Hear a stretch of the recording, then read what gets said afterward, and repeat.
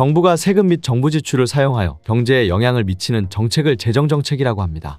정부가 세금을 최소화하고 공공지출을 늘리는 정책을 확대재정정책이라고 하며, 이 경우 정부는 수입보다 지출이 많아져서 재정적자가 발생합니다. 정부가 세금을 인상하고 공공지출을 줄이는 정책을 긴축재정정책이라고 하며, 이 경우 정부는 수입이 지출보다 많아져 재정흑자가 발생합니다. 트럼프는 감세정책과 재정지출 확대를 공약으로 선언하고 있기 때문에 트럼프 2.0이 도래하면 미국은 확대재정정책으로 엄청난 재정적자가 예상됩니다. 실제로 2017년 공화당과 트럼프는 1조 7천억 달러 규모의 법인세, 개인세 감면 패키지 법안을 제정하기도 했습니다. 도널드 트럼프 미국 대통령 당선인이 이 법안을 영구화하지 않는 한 감세 조치는 내년에 종료됩니다. 도널드 트럼프 미국 대통령 당선인은 현재 21%인 법인세율을 인하할 계획입니다. 감세 정책과 재정 지출의 증가가 총수요 곡선에 어떤 영향을 주는지 살펴봅시다. 총수요 곡선이 우하향한다는 것은 물가가 하락하면 전반적으로 재화와 서비스의 수요량이 증가한다는 뜻입니다. 그러나 물가 수준 외에도 재화와 서비스의 수요량에 영향을 미치는 다른 요인들이 있으며, 이런 요인들이 변하면 총수요 곡선은 이동하죠. 이제 총지출을 구성하는 요소들이 어떤 식으로 총수요 곡선에 영향을 미치는지를 살펴봅시다. 다음은 총수요 곡선을 이동시키는 몇 가지 사례들입니다. 소비 지출의 변동. 미국인들이 갑자기 노후에 대비한 저축의 필요성을 느껴 현재 소비를 줄인다면 각 물가 수준에서 재화와 서비스의 수요량이 적어지므로 총수요 곡선은 왼쪽으로 이동합니다.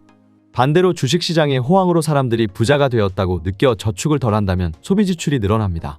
이 경우에는 주어진 물가 수준에서 재화와 서비스의 수요량이 증가합니다.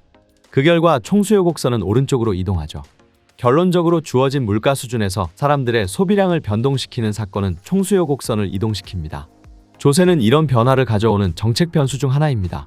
정부가 세금을 인하하면 소비 지출이 증가하여 총수요 곡선은 오른쪽으로 이동합니다. 반대로 정부가 세금을 인상하면 소비 지출이 감소하여 총수요 곡선은 왼쪽으로 이동하죠. 투자 지출의 변동. 주어진 물가 수준에서 기업들이 투자하려는 금액에 영향을 미치는 사건도 총수요 곡선을 이동시킵니다. 예를 들어 컴퓨터 업계에서 처리 속도가 빠른 신형 컴퓨터를 개발하여 많은 기업들이 새로운 컴퓨터 시스템을 구입할 수도 있습니다. 이 경우 재화와 서비스의 수요량이 증가하므로 총수요 곡선은 오른쪽으로 이동합니다. 반대로 기업들이 장래 사업 여건이 비관적이라고 생각해 투자를 줄이면 총수요 곡선은 왼쪽으로 이동하죠. 조세 정책도 투자의 변동을 통해 총수요 곡선에 영향을 미칠 수 있습니다. 가령 기업의 투자 지출에 혜택을 주는 투자세액 공제의 확대는 주어진 이자율에서 투자재에 대한 기업의 수요를 증가시켜 총수요 곡선을 오른쪽으로 이동시킵니다. 반대로 폐지되면 기업의 투자가 줄어 총수요 곡선은 왼쪽으로 이동합니다. 투자와 총수요에 영향을 미치는 또 다른 정책 변수는 통화량입니다. 통화량이 증가하면 단기적으로 이자율이 하락합니다. 이자율의 하락은 자금의 차입 비용을 줄여 투자 지출을 늘리고, 따라서 총수요 곡선을 오른쪽으로 이동시키죠. 반대로 통화량이 감소하면 이자율이 상승하여 투자가 줄고 총수요 곡선은 왼쪽으로 이동합니다. 많은 경제학자들은 미국 역사에서 통화량의 변동이 총수요를 이동시킨 중요한 원인이라고 믿고 있죠. 정부 구입의 변동. 정책 당국이 총수요 곡선을 이동시킬 수 있는 가장 직접적인 방법은 정부 구입의 증감입니다. 예컨대 의회가 새로운 무기의 구입을 줄이기로 결정한다면 각 물가 수준에서 재화와 서비스의 수요량이 감소하므로 총수요 곡선은 왼쪽으로 이동합니다.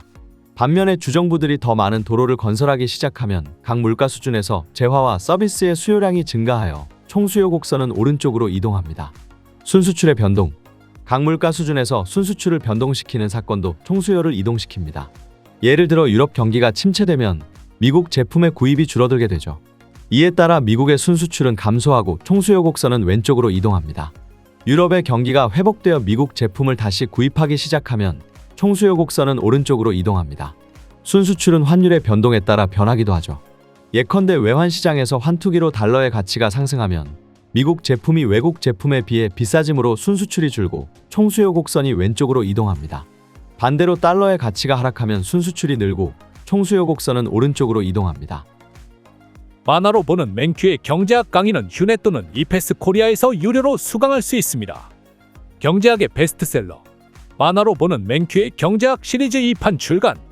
지금 온오프라인 서점에서 만나보세요.